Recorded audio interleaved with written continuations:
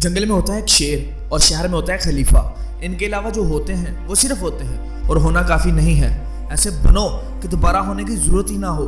آج دنیا میں بہت سے ایسے لوگ ہیں جو کچھ نہیں کرتے اور نہ کسی کو کچھ کرنے دیتے ہیں۔ ایسے لوگوں کی سنگت انسان کو برباد کرنے کے لیے کافی ہے، کیونکہ ان کی زندگی میں امبیشن نام کی کوئی چیز نہیں ہوتی، ان کا کوئی گول نہیں ہوتا، کوئی منزل نہیں ہوتی، کچھ پانے کی چاہ نہیں ہوتی، کچھ کر دکھانے کا جذبہ نہیں ہوتا۔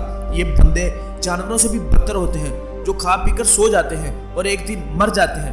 ان کے مرنے کے بعد انہیں کوئی یاد نہیں کرتا۔ دوستو، کیا آپ بھی تو ایسے نہیں ہیں؟ اگر آپ اپنی زندگی کو کوئی مقصد نہیں دیتے تو آپ کی زندگی ایک بے بنیاد زندگی ہے۔ یاد رکھو، خدا نے ہر چیز کو کسی نہ کسی مقصد کے لیے پیدا کیا ہے، چاہے وہ جانور ہیں، چرند پرند ہیں، ندی نالے ہیں، پیڑ پودے ہیں۔ ان سب کا ہماری زندگی میں کوئی نہ کوئی مقصد ہے۔ اگر ان سب کا کوئی نہ کوئی مقصد ہے تو یارو، ہم تو انسان ہیں، ہم کیسے بنا مقصد کے جیے جا رہے ہیں؟ جیسے زندہ رہنے کے لیے سانس کی ضرورت ہے، ویسے ہی ہمیں دنیا میں زندہ رہنے کے لیے کسی نہ کسی مقصد کی ضرورت ہے۔ کسی اندھے سے کسی نے پوچھا کہ اندھے ہونے سے برا کیا ہے، تو اندھے آدمی نے کہا اندھے ہونے سے برا یہ ہے کہ جس کے پاس آنکھیں تو ہیں وہ دیکھ نہیں سکتا، اپنا مقصد پہچان نہیں سکتا۔ اگر آپ یہ نہیں سوچتے کہ آپ دنیا میں کس مقصد کے لیے آئے ہیں تو آپ اپنے اوپر بہت بڑا ظلم کر رہے ہیں۔ یہ سوچتے ہیں کہ میں کر نہیں سکتا تو یہ اس سے بھی بڑا گناہ ہے۔ آپ اپنا مقصد پہچانو، کیونکہ کوئی بھی چیز بنا مقصد کے خالق نے پیدا نہیں کی۔ 100 سال کی زندگی سے بہتر ہے وہ زندگی جس نے گزاری تو چند سال مگر اس کی زندگی کا کوئی مقصد تھا۔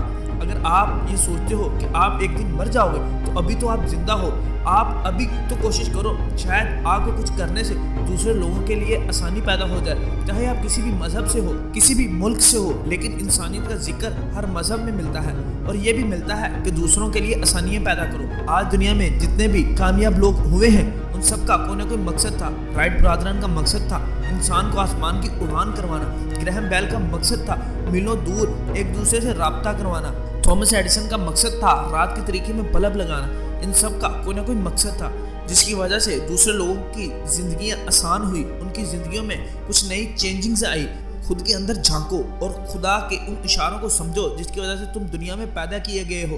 کسی نیک بندے نے کیا خوب کہا کہ انسان دنیا میں 2 دفعہ پیدا ہوتا ہے، ایک تب جب وہ دنیا میں پیدا ہوتا ہے، دوسرا تب جب اس کو پیدا ہونے کا مقصد مل جاتا ہے۔